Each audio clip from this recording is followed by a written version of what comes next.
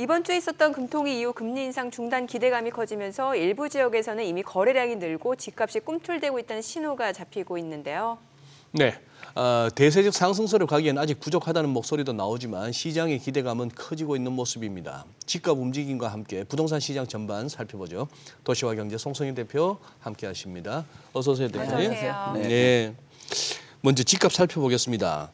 시장에서 지금 금리 인상 사이클 뭐 끝났고 이제 인하하지 않느냐 하는데 지금 나오는 뉴스가 지금 저 워싱턴에 가 계시죠. 저 이창용 하는 총재 기자들하고 하면서 뭐 미리 경기가 나빠질 거고 뭐 금리 인하할 거고 이렇게 배팅하는 자기 책임이다 하면서 조금 좀 시장에 좀 과한 기대에 대한 좀 워닝은 바라십니다만 어쨌거나 지금 부동산 시장 분위기는 좀 달라지는 것 같아요. 어떤가요? 뭐 시장은 긍정적으로 해석을 좀 하고 있는 것 같아요. 최근 하는 뭐 금리 동결이라는 게 사실 금리 인상되고 나서 주택 가격이 많이 조정을 받았었잖아요. 근데 동결됐다라는 거는 뭐 그 동결 자체가 추가적으로 인상을 안 하겠다라는 그런 신호를 받는 것 같아요. 그러니까 발걸음을 계속 앞으로 가다가 어느 순간 딱 서버리니까 이런 부분에 대해서는 시장이 긍정적으로 반응을 하는 것 같고 시장 안에서는 참 투자 시장이라는 게 재밌는 게 한편에서 은행이 파산을 하면 뭐 투자자들은 환호를 하고 뭐 감산을 하면 오히려 투자자들은 또 환호를 하고 참 재밌게 받아들이잖아요, 시장 자체가. 그러니까 이런 것들이 결국 뭐 금리라든지 경기의 상황 뭐 이런 거하고 좀 다르게 좀 반응을 하는 것 같은데 부동산 같은 경우는 가장 예민하게 반응을 했던 게 금리였는데 금리가 3.5% 동결되고 이 동결 자체가 2021년 8월 이후부터 계속 올려왔었거든요. 그러니까 뭐 기간으로 얘기하면 한 3개월 정도 동결이 됐다라는 것이 매수 심리를 좀 올렸다라고 보여지고 이런 금리가 속도가 좀 덜한 이후부터는 거래량도 뭐 1,000건이 회복되고 2,000건 또 최근 들어서는 2월이 거래량 자체가 한 2,460건 정도 됐었거든요. 이것도 넘어선 수준이다 보니까 많은 사람들이 조금 기대감을 좀 갖는 것 같아요. 현재 뭐 한국은행 총재 같은 경우도 이런 그 발언도 했습니다. 시장의 연착륙 가능성이 좀 커졌다라는 의견을 줬다라는 거는 기존에 있었던 것들 집살 타이밍이 아니다라는 발언하고는 굉장히 대조적이잖아요. 그럼 시장에서 봤을 때는 뭐 의미를 좀 갖는 것 같고 또 최근 들어서 이런 금통위에서 기준금리에 대한 의견 같은 경우도 3.5%라는 것을 동결했다를 만장일치가 나왔어요. 그러면은 추가적으로 올려도 한 0.25 정도 수준 아니겠냐, 4%까지 가지 않겠다라는 그런 생각을 했기 때문에 매수를 대기했던 사람들 또 최근 주택 가격이 조정받았던 그 상황에서는 뭐 매수세로 좀 이어질 수 있다라는 뭐 생각들을 좀 하는 것 같습니다. 실제로 보면은 거래량 자체도 뭐 2월부터 좀 늘어난 상황이고 갭 투자도 많이 늘어났다면서요? 네, 갭 투자도 늘어났고요. 뭐 기존 대비했을 때는 적은 거는 여전해요. 그래도 어떤 반등이라는 그 추이가 사실 좀 의미가 있는 거잖아요. 왜냐하면 얼어붙었던 그 시장이 워낙 크다 보니까 지금 갭 투자 보면은 추이 보면 2022년 11월에는 100건 밑이었다가 115건, 뭐 2월 들어서는 204건까지도 늘어났습니다. 전체적으로 봤을 때는 뭐 아파트 중심으로 일어났고요. 아파트 중에서도 뭐 송파나 강동 같은 경우는 가격이 작년에 거의 추락세에 가까웠거든요. 그러면 결국 수요자들이 바라보는 그 시각 안에서 주택가격이 좀 조정받은 매수할 수 있는 환경으로 구성이 됐다라고 볼 수 있을 것 같아요. 그리고 매매가가 또 떨어지고 전세 가격도 뭐 최근 줄어든 상황에서 그래도 조금 전세값하고 매매가격하고 좀 붙은 상황에서는 매수를 하려고 하는 그 심리가 좀 작용하지 않았나 그렇게 보여집니다. 그러니까 전세가율이 높아지니까 갭 투자가 조금 늘어나는 지역이 있다 이런 말씀이시네요. 뭐 전세가율이 높아졌다라기보다도 전세가 대비했을 때 매매가가 빨리 떨어졌고 그다음에 이 떨어진 상황을 고려를 해봤을 때는 뭐 주택을 보는 분들 계속 떨어지길 바라시는 분들도 있을 거잖아요. 근데 뭐 집을 사야 되겠다라는 매수 심리가 있었던 분들도 있거든요. 내가 이 정도 선까지 떨어지면은 집을 사야지라고 생각하셨던 분들은 매수에 임하는 것으로 보여집니다.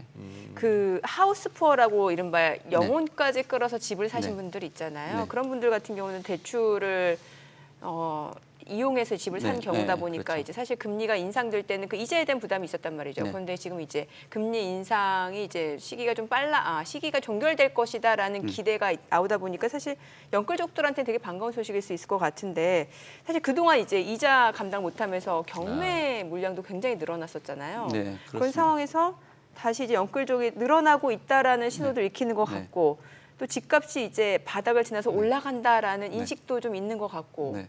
어떻게 봐야 될까요? 지금 말씀하신 좀 복잡하신 것 예, 같아요. 다들 예. 수 그러니까 여러 가지 속이 상황이 있어요. 뭐 머리가 복잡해요. 예. 네, 왜냐하면은 이 영끌 수요 같은 경우는 사실 어떤 대출 비율을 키우면 금리도 올라가잖아요. 네. 그리고 소득 여건이 부족하시면 뭐 최근 들어서 시장 금리가 3%다, 4%다, 또 기준 금리는 3.75 정도가 뭐 맥시멈이다라고 생각하시는 부분이 있다라고 해도 결국은 이런 그 수요 자체가 뭐 굉장히 구매력이 뒷받침된 수요는 아니라고 봐요. 그래서 최근 들어서 경매 건수가 늘어나고 있는 요인들이 이런 거거든요. 집을 사고 나서 집값이 올라가 줘야 되는데 안 올라가면 예, 안 올라가거나 횡보만 돼도 이자를 감당하고 나면은 실질 주택 가격은 떨어지는 그런 예. 구조거든요.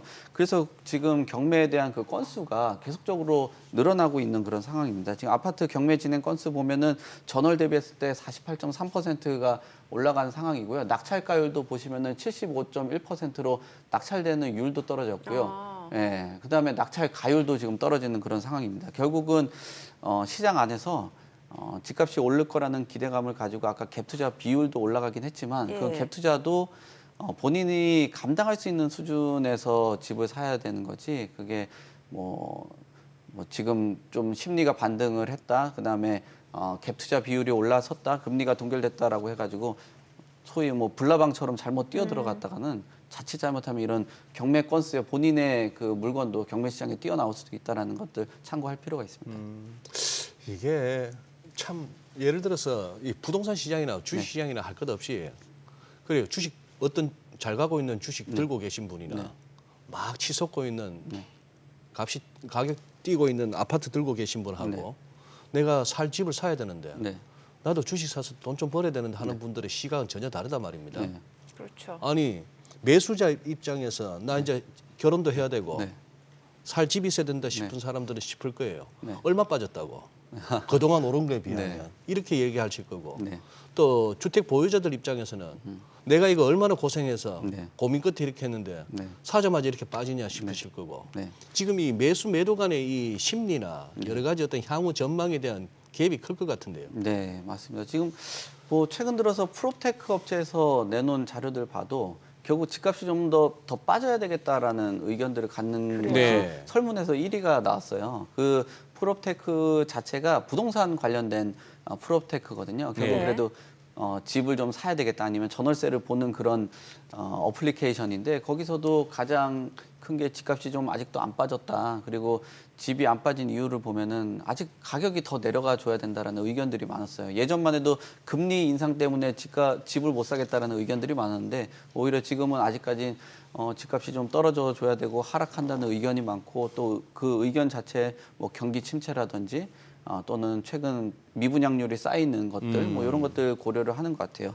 말씀하시는 것처럼 뭐 국회를 바라보시는 이준우 소장님께서는 뭐 이렇게 보시겠지만 1인 시위하라는 거. 네, 그렇지만 아직까지도 이런 시장 안에서는 아직까지는 바닥이 아니다. 그리고 이런 시점 자체를 설문하시는 부동산에 관심이 있어 하시는 분들 자체도 약간 반등한 시기가 한 2025년 정도는 돼줘야지 반등할 거라는 그런 설문들이 나오고 있습니다.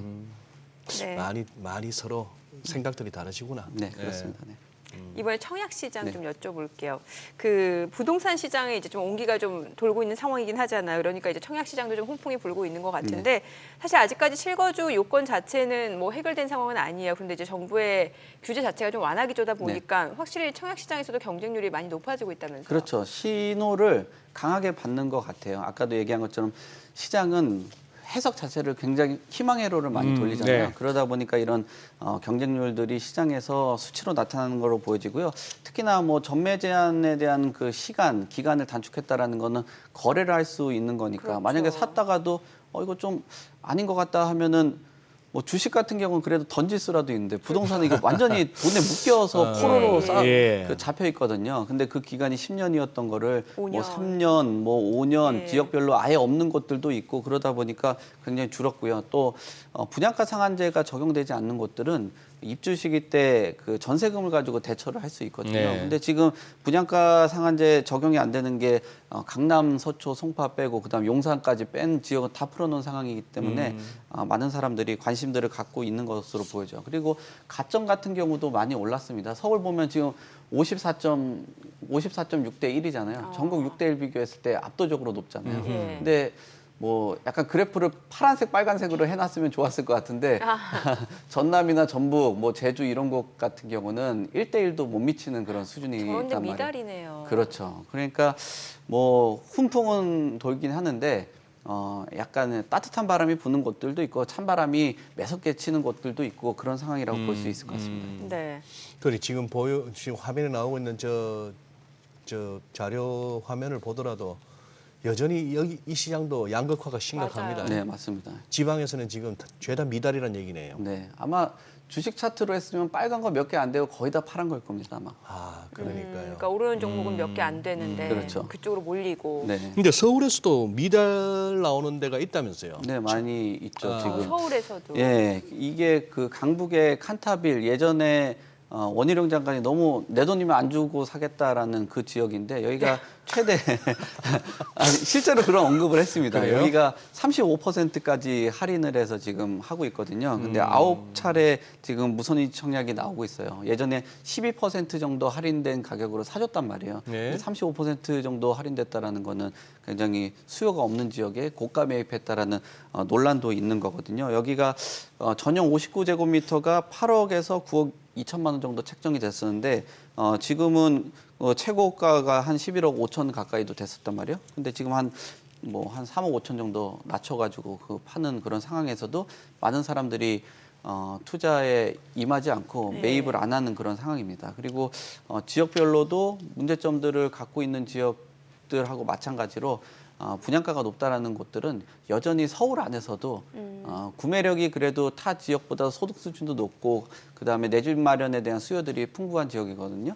그런데도 안 나오고 있잖아요. 지금 나와 있는 것처럼 혈세로 이렇게 도덕적 해이를 부추길 정도로 안 산다라고 할 정도니까 이런 곳에 뭐 문제가 나오고 있습니다. 원장관님 시원하게 말씀하셨네요. 네. 아니 제가 요즘 뭐 테슬라가 자기네 차 가격 낮출 때마다 벌써 몇 번째입니까? 대여섯 번 되는데 그동안 얼마나 남겨 먹었으면 했는데 지금 말씀하신 대로 그러면 그 뭐 그렇게 크지도 않은 아파트 한 채당 3억씩 깎아줘도 남으니까 파는 거 아니겠어요? 남거나 또이또이 정도 또이또이. 되겠죠. 네, 그 정도 되겠죠. 네. 또이또이가 그쪽 전문 용어구나.